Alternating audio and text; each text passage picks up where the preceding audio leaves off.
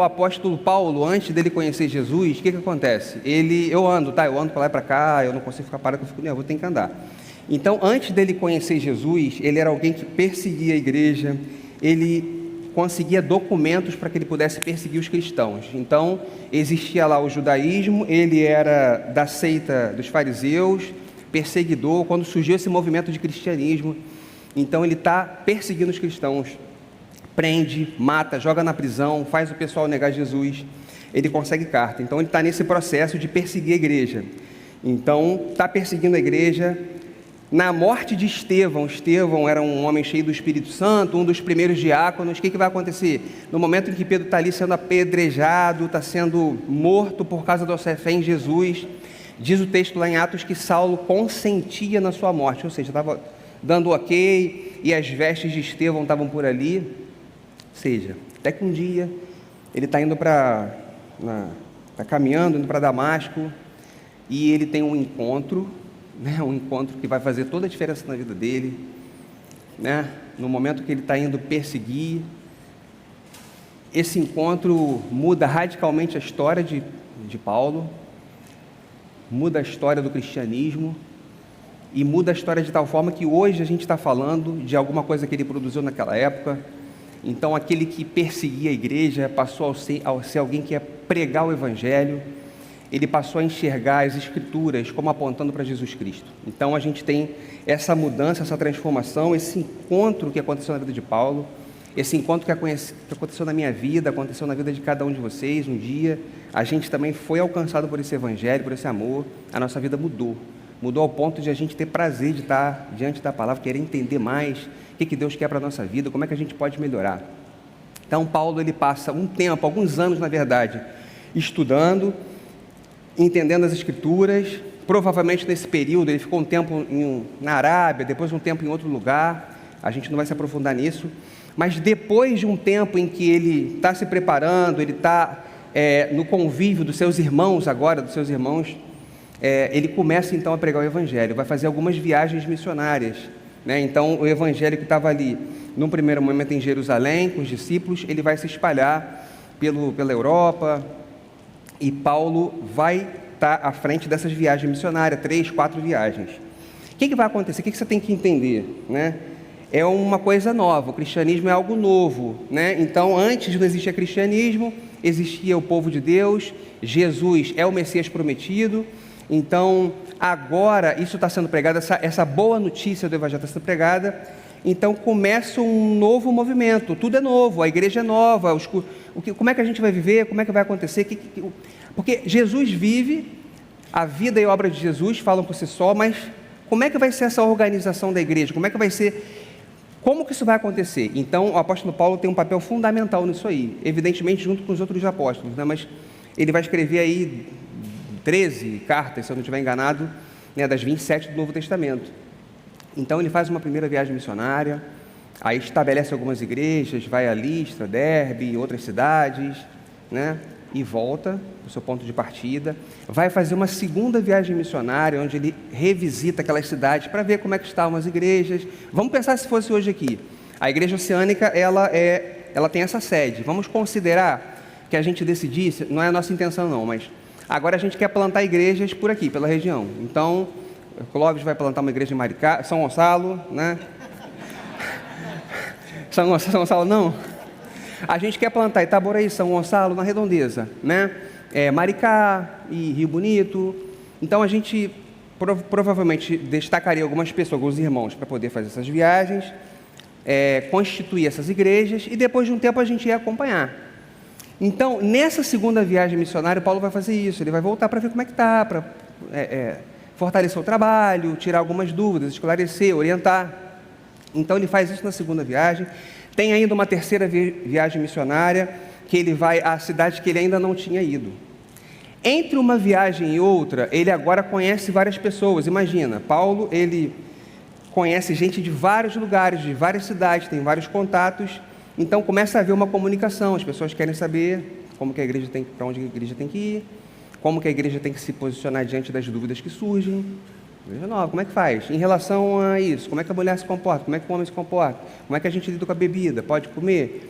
pode comer comida sacrificada a ídolo, usa véu na igreja, fala em língua, ou seja, tudo é novo. Então, essas cartas, elas vão orientar a igreja nesse período de expansão, depois vem um período de consolidação. Tem muita coisa escrita aqui no material, eu não vou ler esse material, ele vai ficar disponível. Eu compilei as informações para que justamente depois vocês tivessem acesso a esse material. Bastante coisa, tudo com as referências bíblicas, ok? Então, aqui a gente tem o período, as cartas paulinas, provavelmente nesse período, entre 49 e 67 depois de Cristo. Um período de expansão da igreja, e depois vem um período de consolidação. Tem uma primeira geração de cristãos, uma primeira geração. Depois esse pessoal vai crescendo, vai amadurecendo, vai envelhecendo, e vem uma segunda geração de cristãos, né? Até que chega a gente aqui. Então, nesse período, as cartas têm essa função, né? Cada uma vai tratar de questões específicas. Então, a gente vai falar aqui, eu vou tentar mostrar para vocês, eu acho que eu salvei um mapa aqui, mas esse mapa não veio. Eu tinha um mapa aqui que mais ou menos mostrava o mapa da Europa. Imagina que assim, o sul da Europa tem o mar Mediterrâneo ali no meio, o norte da África. É dessa região que a gente está tratando, tá ok? Então, o apóstolo Paulo ele vai fazer suas viagens por aquela região, né? Vai constituir as igrejas naquela região e, por fim, vai se corresponder também com Paulo. A última carta é a carta do apóstolo Paulo a Timóteo, a segunda carta. Então, na primeira carta de Corinto, agora a gente vai pensar na carta de apóstolo Paulo aos Coríntios. A cidade de Corinto era uma cidade, deixa eu ver aqui, tá ok. Então era uma cidade que você tem que imaginar assim, tipo São Paulo. São Paulo é uma grande capital, passa muita gente por lá, gente de todas as culturas, gente de todo lugar, com todos os costumes. Então o que acontece? É uma cidade com um pensamento muito variado. Corinto era assim, era uma cidade que tinha sido destruída pelos romanos num determinado momento. Ela é reconstruída, ela fica num ponto em que ela é importante para o comércio local, passa gente de tudo quanto é lugar, vem navio trazendo carga de um lado para o outro, vem gente do norte para o sul.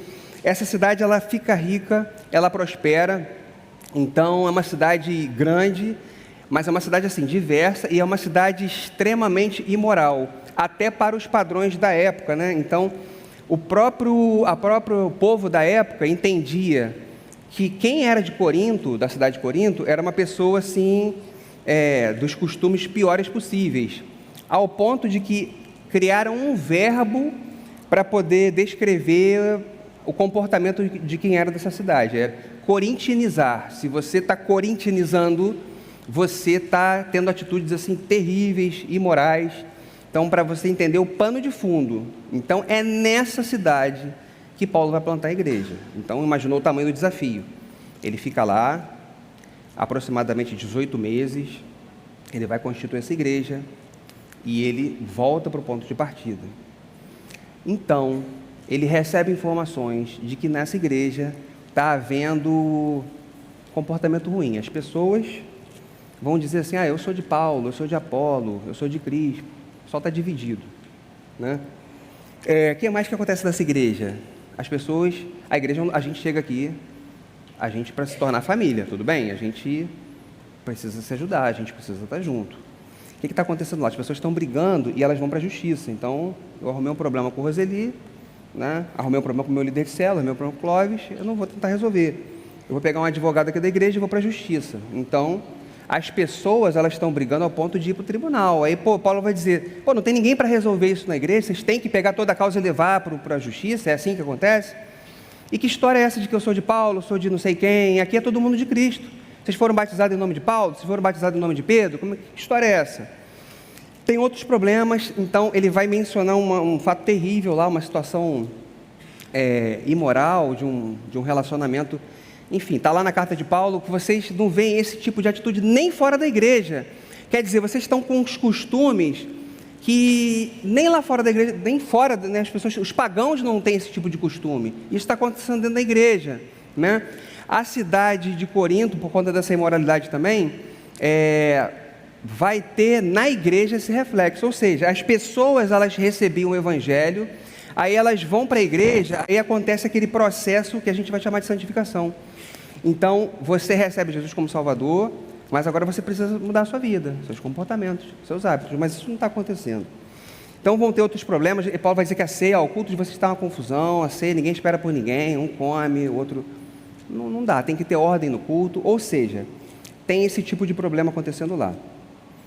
Esses temas que estão na carta do apóstolo Paulo aos Coríntios, eles são uma resposta a uma consulta anterior que a igreja fez. A igreja, nessa correspondência que não está na Bíblia, nessa conversa que não está na Bíblia, a gente vai saber isso porque em Coríntios cita isso, já na carta anterior e tal. Ou seja, das cartas que Paulo escreveu, 2 a gente tem na Bíblia, outras a gente não tem.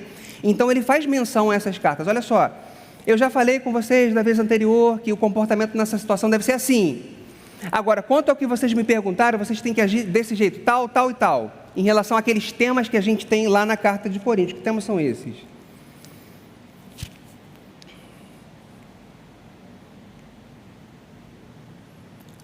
Divisão de pensamento, situação incestuosa, as questões judiciais, conforme eu falei, o pessoal está indo para a justiça, não tenta nem resolver dentro da igreja, comportamentos sexuais condenáveis, atitudes indignas entre os participantes do culto. E Paulo vai responder a essas perguntas, vai falar da questão do matrimônio, do celibato, como é que se dá essa questão de comida, né? Havia mercados onde as comidas eram vendidas, algumas comidas eram sacrificadas a ídolos. Lá, hoje em dia tem muito ateu, antigamente era o contrário, as pessoas acreditavam em tudo. Então, era comum que eles oferecessem o fruto do seu trabalho às entidades, aos deuses que eles acreditavam. Então, e aí, pode comer, não pode comer? Como é que fica? Então, Paulo vai orientando a igreja em relação a isso, vai falar dos dons do Espírito Santo, que era um problema que tinha na igreja, e vai falar dos enfeites das mulheres do culto, da ceia, ou seja, então tudo isso é uma orientação em relação à igreja de Corinto. Qual o ponto aqui? Ao passo que havia essas questões de comportamento, de relacionamento da igreja, eles eram tidos como uma igreja assim, espiritual, eles gostavam de falar em línguas, eles gostavam muito da questão da profecia. Aí como é que fica isso? Então, está todo mundo falando, o problema, se você for ler os capítulos 12, 13 e 14, vai falar da questão dos dons. Está todo mundo falando em língua ao mesmo tempo, profecias, então eles querem profetizar, querem falar em línguas, querem profetizar, querem falar em línguas, mas no trato com o irmão, a situação não está funcionando bem. E aí? Então é justamente isso que o apóstolo Paulo vai explicar. Então, como não dá para a gente falar de todos os assuntos, eu vou ter que escolher alguns aqui para destacar para vocês, né? Qual que vocês querem que eu fale? Do véu, dos dons, da imoralidade, dos dons? Um clássico, né? Eu vou falar assim, então olha só, preste atenção. Então, na verdade, vamos pensar aqui, o que está faltando nessa igreja? Olha só, uma igreja, a igreja, a gente tem que estar junto, a gente tem que estar junto na célula. Você vai para a célula, a expectativa é o quê? Que você seja bem acolhido, depois de um tempo você também quer contribuir. Eu me lembro quando eu cheguei à igreja, eu convidei alguns amigos para vir à igreja, pessoal resistente pra caramba, não quero ir para a igreja. Eu falei, não, cara, vamos lá, cara, lá eu conheci um pessoal diferente, o pessoal está se conduzindo de maneira diferente. Aí nisso veio uma galera para cá para a igreja, né? Eu tenho um monte de parente aqui na igreja, então, quando você for comentar o que você achou da minha palestra aqui, cuidado, você pode estar falando com um parente meu, preste atenção no que você vai falar, tem um monte de gente aqui. Enfim, estamos vigiando aí. Então, o que vai acontecer? Eu me lembro que um amigo meu chegou e falou assim, Fabrício, tem que admitir que eu gostei. Ele não queria ir para a célula. Aí ele foi, eu não queria ir para a célula, não, fala a verdade. Você chega num lugar, gente pra caramba, canta um monte de música que você não conhece, aqui na igreja canta um monte de música que você não conhece, cara, não conheço nada que canta aqui. Aí eu ficava catando letra de música aqui com o pessoal. Poxa, eu queria cantar, o negócio era maneiro, mas não sabia. Aí, enfim. Aí eu fui para a célula, aí Rodrigo Costa abriu a casa. Eu falei, cara, esse cara nunca me viu na minha vida. Aí eu entrei na casa do cara, sentei. Aí todo mundo falando de Jesus, aquele troço fez sentido para mim, cara, eu me senti bem. Um amigo meu falou isso, eu não queria ir não, mas tem que admitir que eu gostei. Depois de um tempo, ele gostou tanto, que ele veio para cá, serviu aqui, ele falou assim, cara, estava cansado, também vim lá da outra igreja, estava cansado, mas, não dá para ficar parado, eu tenho que fazer alguma coisa, é um movimento natural, a gente quer servir, a gente encontra aqui, não é que a igreja é perfeita não, mas a gente encontra, pelo menos o pessoal quer ser coerente. Então aconteceu isso comigo. Vamos trazer para Corinto aqui, carta de Paulo. O que está faltando nessa igreja aqui? Eu estou para um lado, meu irmão está para o outro, porque eu gosto de pastor Clóvis, não, eu sou de Jonatas, não, eu sou de Daniel, eu sou de Filipinho, vamos para cada um. Se eu tenho um problema com você, a gente não senta nem para conversar, eu vou para a justiça. Ninguém respeita, no que diz respeito à sexualidade. A imoralidade está ocorrendo aqui. O que está faltando nessa igreja aqui? Unidade. Também. Coerência, unidade. Cara, é exatamente aquilo que o apóstolo Paulo vai falar no capítulo 13. Olha só, deixa eu mostrar para vocês. Vocês estão querendo dons, profecia. Deixa eu mostrar para vocês um caminho ainda mais excelente. Aí ele vai dizer, ainda que eu fale a língua dos homens e dos anjos, se eu não tiver amor, eu vou ser como o bronze que sou, o símbolo que retine, ainda que eu tenha o dom de profetizar e conheça todos os mistérios, e tenha fé que transporte o monte, se eu não tiver amor, isso não vai servir para nada. Ainda que eu entregue, aí ele vai usar alguns exageros, tá? Distribua meus bens para todos os pobres, ainda que eu entregue meu corpo para ser queimado.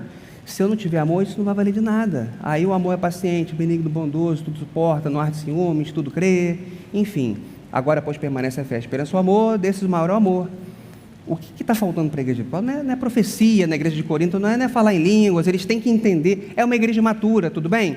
Então, é uma igreja que havia sido plantada há uma década, então esse pessoal, eles têm que partir para uma maturidade. Então, é isso que Paulo vai fazer, vai chamar a atenção. E o amor não é um dom de Deus. Os dons espirituais são concessões, são meios pelos quais o Espírito Santo habilita os cristãos para que eles edifiquem a sua igreja. Então é nesse sentido que o apóstolo Paulo vai explicar. O dom é para que você sirva a igreja, para a edificação da igreja. O amor, pelo contrário, é um fruto do Espírito. Esse amor aqui não é um amor conjugal. Eu não sei se quando você casou, se você colocou, esse amor aqui é o amor comportamento, é o fruto do Espírito. Lembra lá? Fruto do Espírito, amor, benignidade, bondade, mansidão, domínio, enfim. O amor é o comportamento, é a forma como você vai se relacionar. Então, na verdade, o que a igreja de Corinto precisa entender é que ela precisa amar, ela precisa se comportar como quem ama, ela precisa servir. E o dom, na medida que o Espírito Santo vai conceder, você vai usar para servir a igreja, a comunidade cristã na qual você está inserido. Entendeu o raciocínio? Vê como faz sentido? Tá. Beleza, Fabrício, mas fala em língua ou não fala? Profecia? É isso que vocês querem saber. Então, quando o apóstolo Paulo estabelece aquela lista dele lá, ele vai colocar primeiro, aí está no capítulo 14, se eu não me engano, apóstolo, né, que foi uma coisa restrita à época lá, aí vai falar primeiro profecia, depois, aí vem a sequência, o último era línguas. Então ele pega aquela lista de Corinto e inverte. Então, vamos pensar aqui, o que seria esse dom de profecia, né? Eu não vou falar de todos não, tá? O que seria de profecia? Tá? A explicação que eu acho mais simples de entender, porque tem profecia, dom de mestre. Então, profecia é aquela capacidade de você falar a palavra de Deus, de você compreender o sentido das Sagradas Escrituras, mas, segundo Calvino, aplicando a necessidade da igreja. Então, tem uma diferença aí. É você ter a capacidade de ensinar, mas ensinar aquilo que a igreja está precisando naquele momento, que é justamente aquele ensino regular que a gente tem aos domingos na igreja. Então, quando os pastores vêm aqui pregar, que eles colocam o seu coração diante de Deus, que eles só colocam diante da presença do Senhor, e eles ouvem, e eles vêm aqui e pregam, eles pregam porque eles têm esse dom em alta medida, esse dom da pregação, esse dom da profecia. Se você for para as Sagradas Escrituras, você não vai ver a profecia como adivinhação. É muito raro alguém ter uma profecia lá na palavra de Deus, falando de algum evento futuro, assim, né? Tem lá Ágabo dizendo que ia ter uma fome, enfim, mas em geral é isso que o povo está dizendo, a situação é essa, se vocês se conduzirem dessa maneira, a consequência é ruim, mas existe um caminho de volta, existe uma forma como Deus pode trazer você de volta para a vontade dele. O que a profecia faz hoje é a mesma coisa. Olha só, a palavra de Deus, vocês estavam aqui semana passada, a título de exemplo, Clóvis pregou, então ele foi, leu as Sagradas Escrituras, aplicou para a igreja, e a gente tem que trazer aquilo para a nossa vida. Então ele falou da palavra, e ele aplicou, é isso que a gente faz, aplica para a igreja, conforme a necessidade da igreja. É nesse sentido que ele fala de profetizar. E quando a gente fala de, que a igreja não acredita em dons, tem igreja que acredita em dons. As igrejas neopentecostais, de uma maneira geral, depois de algum avivamento que ocorreu no século passado, avivamento da Rua Azusa, a gente já falou sobre isso aqui na igreja também, eles passaram a dar uma ênfase, né? Uma ênfase maior aos dons de línguas. Aos dons de línguas. Mas repare, o texto sagrado vai dizer que esse dom é o menos importante, que a gente tem que procurar aquilo que é o mais importante. É nesse sentido. Então, existe também uma forma, como o apóstolo Paulo vai dizer, que isso tem que acontecer na igreja. Você lembra? Se for falar 1, 2 no máximo, se for falar em alguém tem que interpretar. Qual é a razão de eu chegar aqui na reunião de vocês, está um monte de gente falando, ninguém vai entender nada? Como que eu vou chegar na reunião de vocês falando numa outra língua, se ninguém vai ser edificado? Então, tem que ser, se existir, se acontecer, se Deus falar de alguma forma nesse sentido com a gente, tem que ser da forma que é bíblica, e a gente vai buscar sempre aquilo que a palavra de Deus orienta. Busque, né, o caminho que é mais excelente. Vocês entenderam até aí? Né?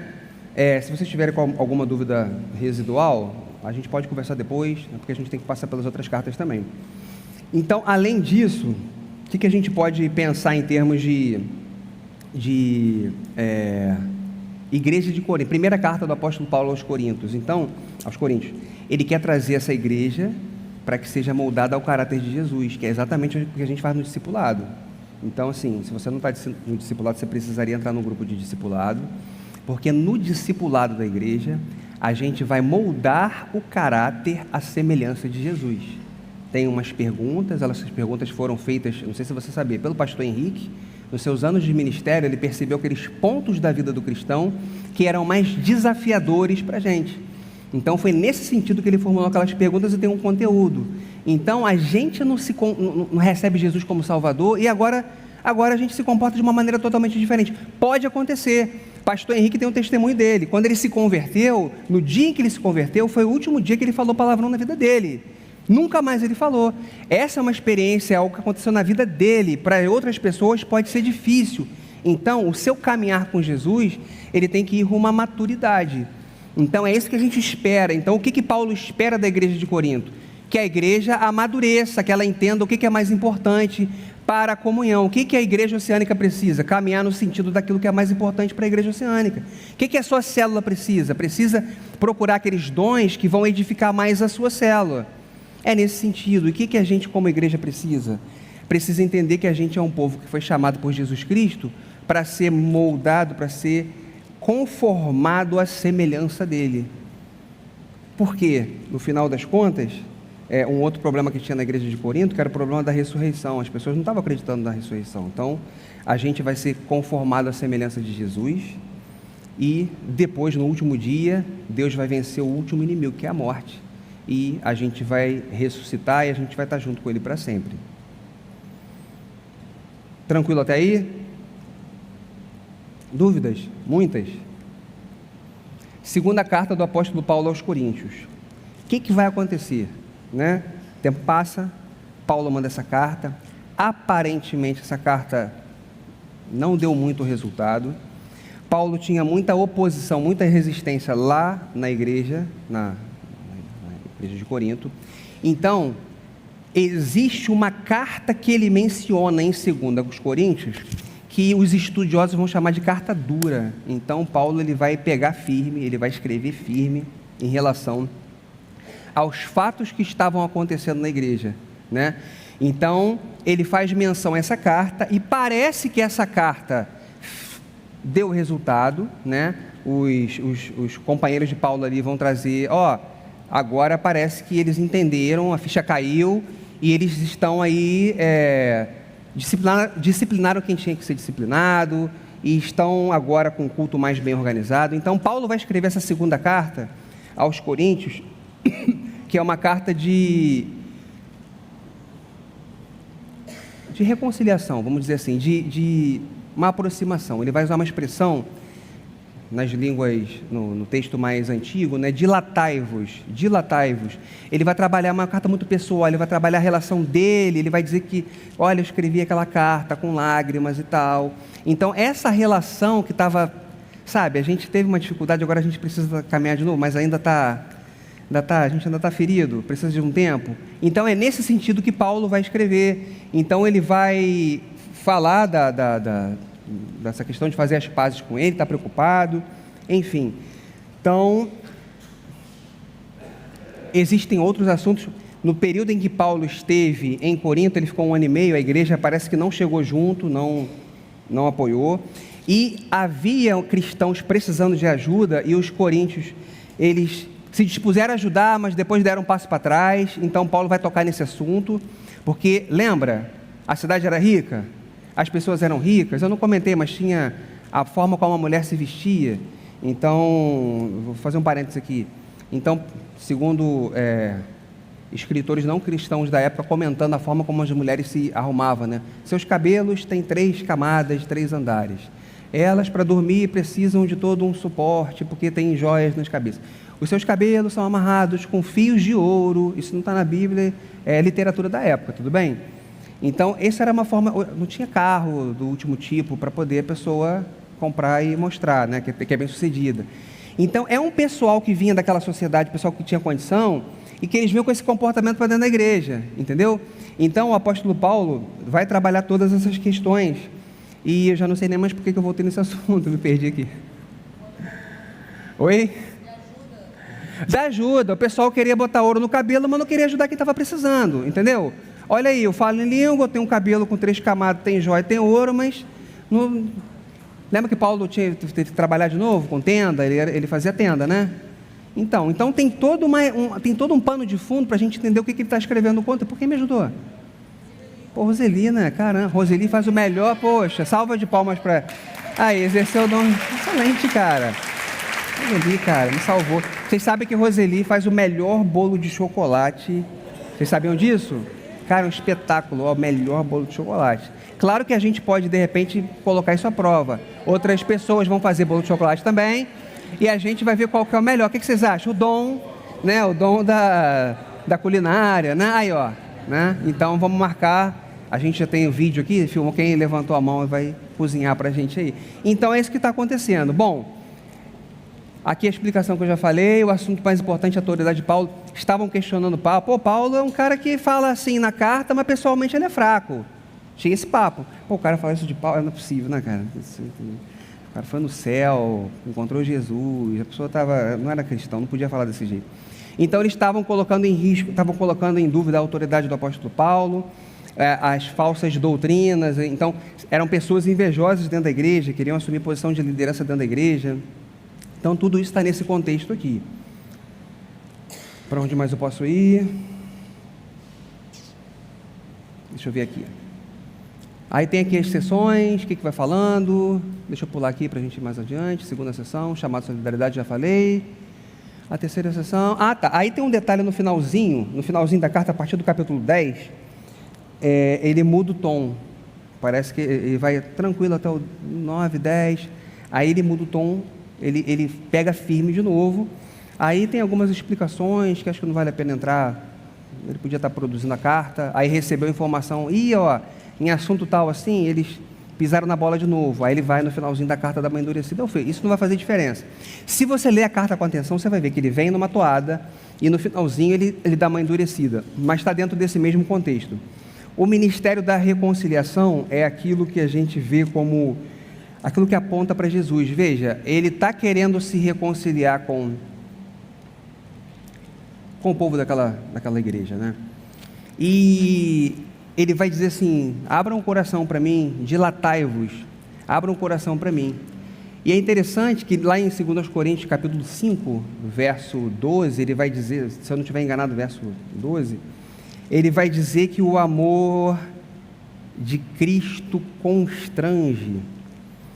Porque, veja bem, em Cristo Deus reconciliou consigo o mundo. Então, em Cristo Deus reconciliou a gente com Ele. Qual é o argumento de Deus para que a gente se reconcilie com Ele? De que forma Deus reconcilia a gente com Ele? De que maneira? Você foi obrigado a receber Jesus como Salvador? Você foi obrigado pelo Estado? Você foi obrigado pela igreja? Você foi forçado a isso? De que maneira que você recebeu Jesus como Salvador, você foi batizado, você tomou essa decisão, você manifestou publicamente a sua fé em Jesus Cristo, você fez a profissão de fé, você já fez isso? Quem é adolescente, se não fez, você já fez? Qual é o argumento que o apóstolo Paulo coloca no texto de 2 Coríntios? Qual é o argumento de Deus quando a gente vai num batismo na célula, quando a gente vai numa profissão de fé? Qual é o argumento de Deus para que a gente se reconcilie com Ele? O amor de Deus constrange, é constrangedor, porque olha a nossa situação.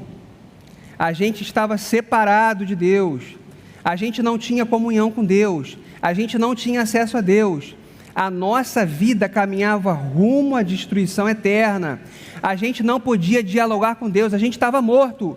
Então Deus vem e encontra o apóstolo Paulo no caminho para Damasco, Deus vem e encontra a gente num determinado dia, Ele entra na nossa história, ou na história da nossa família, ou entra na sua história em algum momento, e você vai ter esse encontro com Deus, e agora você entende o que Deus fez por você, e o que você sente diante do fato de que Cristo foi crucificado. Então Cristo foi crucificado em nosso lugar, isso é constrangedor, o amor de Cristo. O único argumento que Deus usa é o seu amor, Ele não tem outro argumento, e esse argumento é aquele que constrange a gente para estar na direção. Quando você entende essa verdade, você se enche de temor e temor. Para pensar, por que Deus chamou a gente para caminhar com Ele? Isso enche meu coração de temor, de tremor. Por que Deus me escolheu? Essa razão está nele, essa razão não pode estar em mim, porque a gente jamais poderia ir até Ele. Você entende para onde você ia? E você entende agora para onde que você vai? Para onde que a gente vai, cara? Essa reunião aqui, ela vai acontecer na eternidade, cara. A gente vai lembrar, lembra daquele dia que a gente estava no FST, dia 30 de novembro? Isso vai acontecer pelos séculos dos séculos. Porque Jesus chamou a gente. O amor de Cristo é constrangedor. Ele não precisava disso. Ele era suficiente em si mesmo, Deus, o Pai, o Filho e o Espírito. E agora a gente está diante dele, é o ministério da reconciliação em Cristo. Deus está reconciliando consigo o mundo, e a gente está nessa. Então é maravilhoso você ver. Então isso gerou no coração de Paulo essa compreensão, a gente precisa estar junto, a gente precisa se reconciliar. Tudo bem, outra pessoa aqui errou ali, mas agora a gente tem que estar junto de novo. Abre o coração para mim. Eu não sei, cara, de repente você está com algum problema com o irmão dentro da igreja, na sua célula, não está se falando, brigou. Meu querido, abre o coração. Ministério da reconciliação. A gente não veio para a igreja para brigar não, cara. Cansado demais. Brigar, eu já brigava em outro lugar. Não dá, a gente não tem tempo para isso. Tem tanta coisa para a gente fazer, uma obra para a gente fazer. Aí vai para o gol, jovem, cada um com uma ideia, briga. Perde tempo com isso não, cara. Acerta a sua vida com Deus, acerta a sua vida com o próximo. De repente você está com algum problema na sua família, no seu trabalho, você não tem tempo para isso. Você é cidadão do reino, cara. Você foi reconciliado, você precisa viver a novidade de vida. Então, quando você lê essa carta, lembra de você tem que se reconciliar. Você vive para a glória de Jesus. Perde tempo não, cara. Perde tempo. Vamos em frente. Vamos em frente aqui.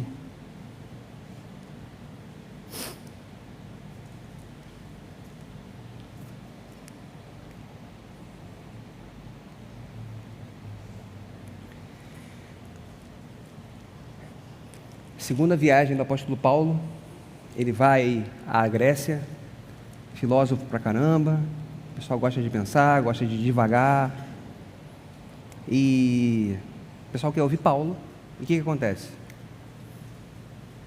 O que esse tagarela está falando? A respeito disso aí a gente vai escutar mais tarde. Quando ele começou a falar da ressurreição, o pessoal não quis nem saber. Paulo não fica muito tempo ali. Os estudiosos vão entender que ele saiu dali cabisbaixo, assim, meio sem entender. Vai para Corinto, prega, estabelece, tal. Quando ele passa de novo nas cidades, ele conhece um jovem lá, Timóteo. Falam bem dele, ele tinha a sua família no Evangelho, a mãe era judia, conheceu Jesus. Timóteo então entra nessa caravana de Paulo e passa a ser um dos maiores amigos leais ao apóstolo Paulo. Então agora, se fosse aqui na igreja, Imagina que Clóvis, imagina que Felipe, eles são líderes dos ministérios dos jovens, e eles precisam de alguém para estar com eles, entendeu? Imagina que pastor Henrique, quem que auxilia o pastor Henrique aqui? A gente tem Marcão, a gente tem Jonatas, que são os pastores auxiliares, então agora tem Clóvis, tem Felipe.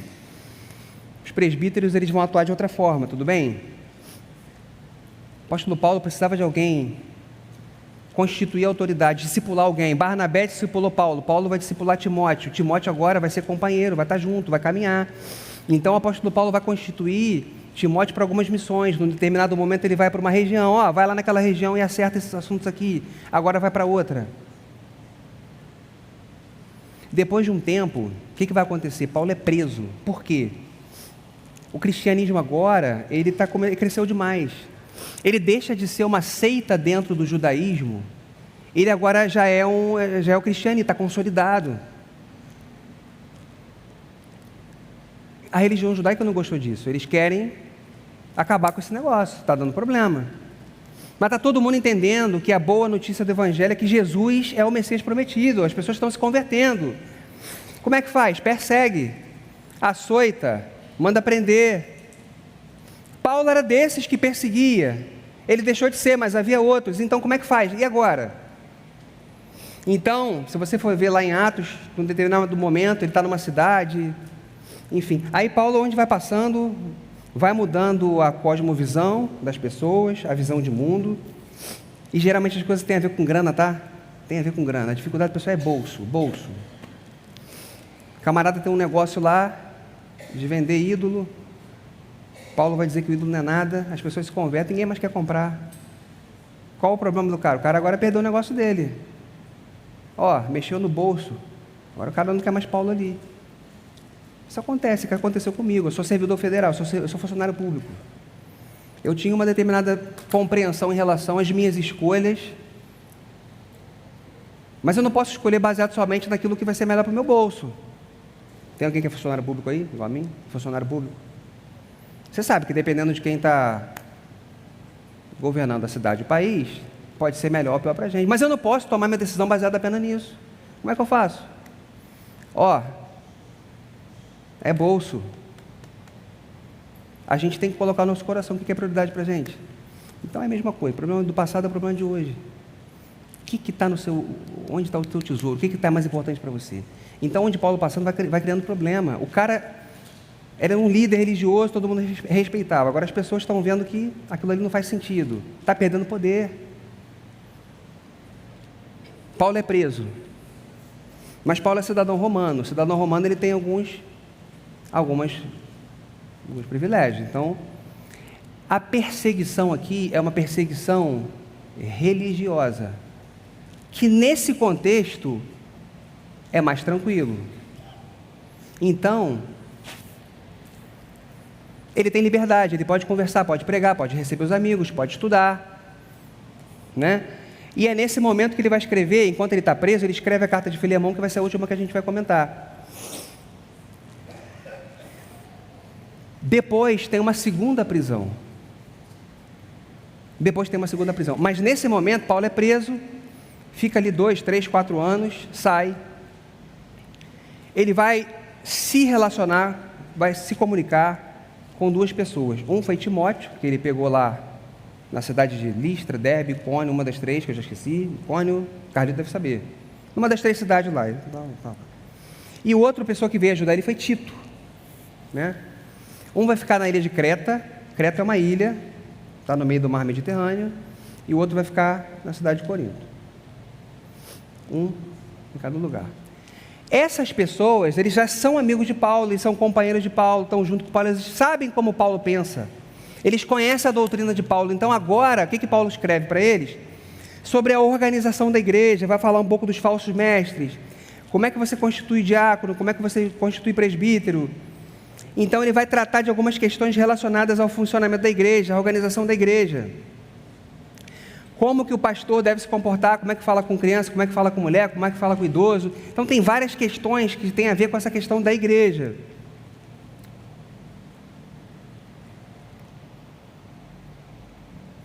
Aqui as coisas que eu já mencionei, a fato da lealdade deles do Timóteo com Paulo, cidade de Listra, viu? Não lembrei, mas está aqui. Passou alguns anos, então, contra os falsos mestres, ele tinha que zelar pela doutrina. Não fala de onde Paulo escreveu, enfim, isso aí não vai fazer diferença para a gente. Então, a carta contém instruções em relação à necessidade da oração, a boa ordem na comunidade, bases para chegar a uma organização eficiente da igreja, vigilância frente ao erro doutrinário, enfim. Então, todos esses temas vão ser tratados.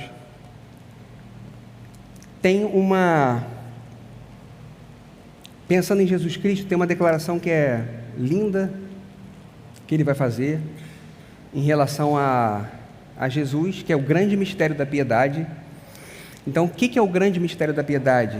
Que Jesus, ele foi manifesto no corpo, justificado no Espírito, visto pelos anjos, pregado entre as nações, crido no mundo e recebido na glória. Então, dentre de muitas coisas que a gente poderia destacar aqui, você pode vir comigo? Vamos lá. Cristo, manifesto no corpo, justificado no Espírito, visto pelos anjos, pregado entre as nações, crido no mundo, recebido na glória. Então, esse é o mistério da piedade, ó. Cristo, manifesto no corpo. Cristo não vem em corpo? O verbo, no princípio era o verbo estava com Deus, o verbo era Deus, sem ele nada do que existe se fez, todas as coisas se fizeram por meio dele, veio para aquilo que era seu. O que era seu? Veio para aquilo que era seu. O que era seu? O apóstolo João vai dizer, o mundo, todas as coisas foram feitas por meio dele. O que era seu? Mas os seus o rejeitaram, não o receberam, mas a todos quanto o receberam, deu-lhes o poder de serem chamados filhos de Deus. Jesus Cristo, cara, o verbo que se fez, manifestou em corpo. E uma coisa interessantíssima, Jesus agora é homem para sempre. Já parou para pensar nisso? Filipinho falou isso uma vez, nunca tinha pensado nesse negócio. Manifesto no corpo. Jesus Cristo é carne e osso, igual a mim, igual a você, para sempre. Manifesto no corpo, justificado no Espírito, visto pelos anjos, pregado entre as nações, crido no mundo, recebido na glória. Amém, cara, glória a Deus, Jesus Cristo, maravilhoso demais. Tem um ponto que eu não queria deixar passar aqui, que eu acho que vai ser interessante para vocês. Ele vai dizer que ele não permite que a mulher fale na igreja, que a mulher ensine. Carlito não se conteve, ó. Sabe por quê? A gente anotou o nome das mulheres que falam. Roseli falou, ela estava bem intencionada, mas falou. Não permito que a mulher ensine, não permito que a mulher fale, não permito. Se quiser aprender, aprende em casa com o marido. E aí? Deixa para Clóvis falar no hebraico. E aí?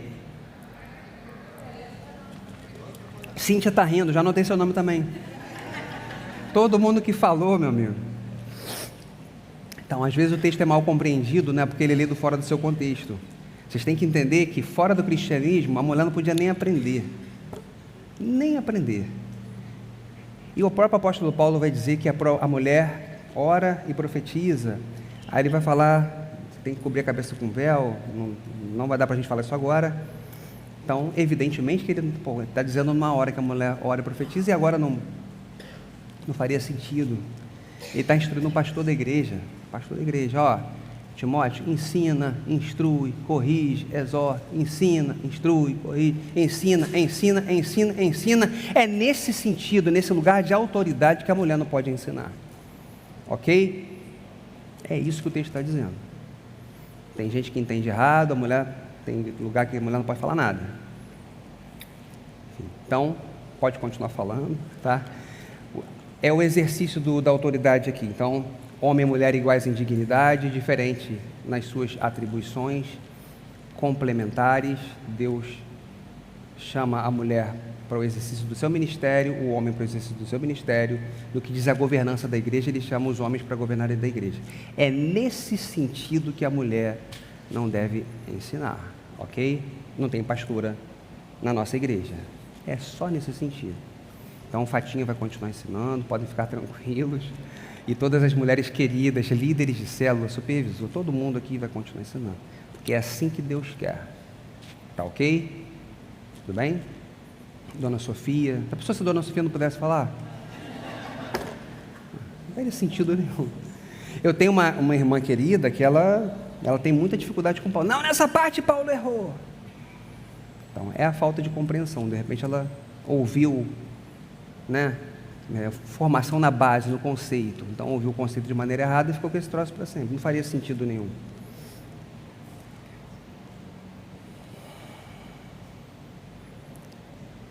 Segunda carta do apóstolo Paulo a Timóteo. Então essa carta é uma carta assim dramática. O que vai acontecer? O cristianismo agora vai enfrentar um momento muito difícil.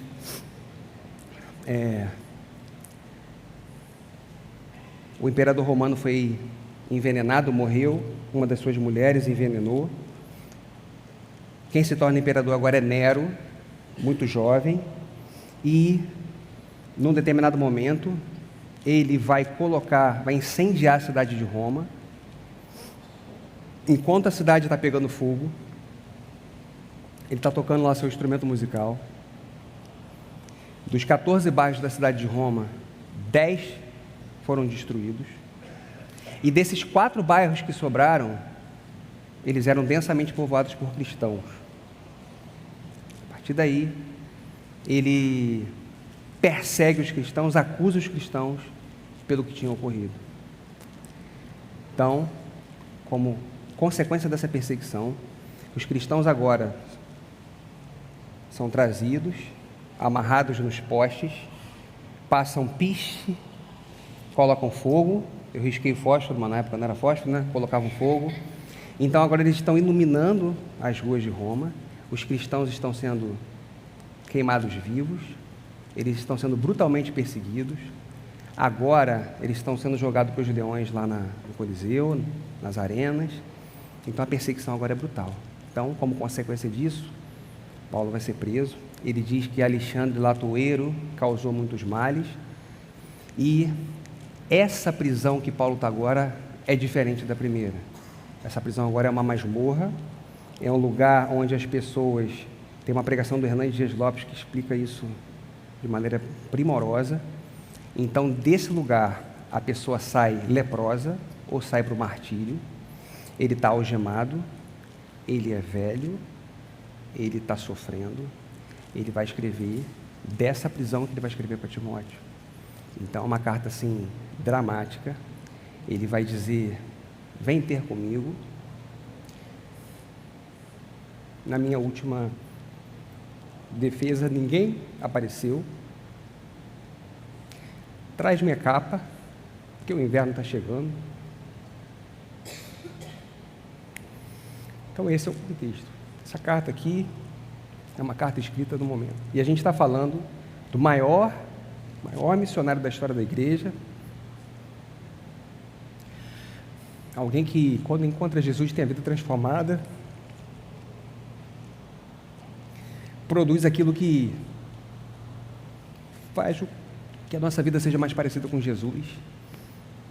Ele não tem nenhuma capa para se cobrir quando o inverno chegar. Ele quer estudar, traz meus livros, traz meus pergaminhos. Ele está numa prisão. São as últimas palavras do apóstolo Paulo. A gente deveria dar atenção ao que ele está dizendo nessa carta. Geralmente, quando a pessoa está no final da vida, ele vai selecionar bem o que ele vai falar. Vai dar conselhos a Timóteo. Vai dizer que Timóteo tem que pregar a palavra em tempo e fora de tempo, porque o contexto é esse. Os tempos agora são difíceis. Então, tempo e fora de tempo, quer seja oportuno ou não, ou seja, agora a perseguição chegou, prega a palavra, firme na palavra. Quem quer viver piedosamente vai ser perseguido. Cristão, meu amigo, vai ter dificuldade na vida. Se você quiser viver certo, quiser ser correto, você vai ter dificuldade. nos últimos dias o caráter dos homens vai ser pior possível, eles vão ser maus, vão ser soberbos, arrogantes.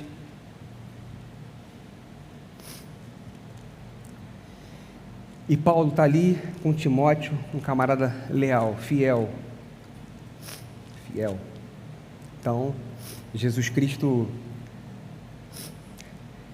o amor de Jesus se manifesta na vida do apóstolo Paulo, na fidelidade, na lealdade que Timóteo tem a ele, na lealdade que Jesus Cristo tem com a gente, na lealdade que a gente pode ter nos amigos verdadeiros que a gente tem na igreja. Então, a importância que, se a gente fosse destacar alguma coisa, a importância aqui de você ficar firme. Os tempos são difíceis, mas fica firme. Jesus Cristo foi firme, foi leal até você, e a gente tem pessoas aqui firmes. Então, com Jesus juntos, a gente pode seguir firme nesse nosso ministério, até que a gente um dia encontre Jesus. Porque as coisas que eu mencionei, as coisas que eu falei, conforme eu falei, tudo vai estar disponível para vocês depois. A carta de Tito é muito semelhante à de 1 Timóteo. Tito, em vez de estar na cidade de Corinto, ele está na cidade de Creta. A cidade de Creta também era uma cidade desafiadora. Tem algum provérbio que eu acho que eu anotei em algum lugar aqui. Deixa eu ver se eu acho aqui, peraí.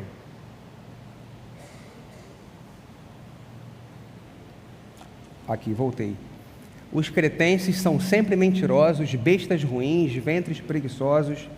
Ou seja, o povo, a fama ruim desse povo que vivia lá em Creta, também era um desafio para o ministério de Tito. Então, Tito ele vai ser instruído pelo apóstolo Paulo. Timóteo era um camarada tímido, então ele precisa dizer, Paulo para Timóteo, ninguém despreza a sua mocidade. Ele vai ter que dar um tipo de encorajamento que no caso de Tito não é necessário, mas ele precisa aprender a lidar com a questão dos cidadãos ali, dos crentes da igreja de Creta. Qual o problema que você tem que lembrar em Creta? Era essa incoerência entre aquilo que eles criam e o que até o Daniel falou mais cedo, né? A prática das boas obras. Então, a ética dos cretenses, a ética da igreja que Tito pastoreava, ela era incoerente com a fé que eles professavam. Em outras palavras, eles precisavam viver aquilo que eles estavam professando. Então, as instruções são nesse sentido. Então, quando a gente vai na carta do apóstolo Paulo a Tito, instruções para a igreja, vai falar de bispo. Se você vê as instruções que ele dá, são nesse sentido. No esboço aqui, vai falar do caráter do bom soldado de Jesus, do caráter dos homens dos últimos. Eu estou em que aqui? Tá certo. É muito parecido, se você olhar aqui, o esboço é muito parecido com 1 Timóteo, tá? Então, carta do apóstolo Paulo a Tito, muito parecido com 1 Timóteo, provavelmente foi escrito na mesma época, e os problemas tem poucas diferenças, tá ok? Então, a questão da prática de vida deles. Então, eles precisam agora levar para a prática aquilo que eles estão dizendo que vivem. E, por fim, a carta de apóstolo Paulo a Filemon. É a carta mais curtinha da Bíblia, uma paginazinha só. O que acontece? Deixa eu contar a história para vocês. Paulo está preso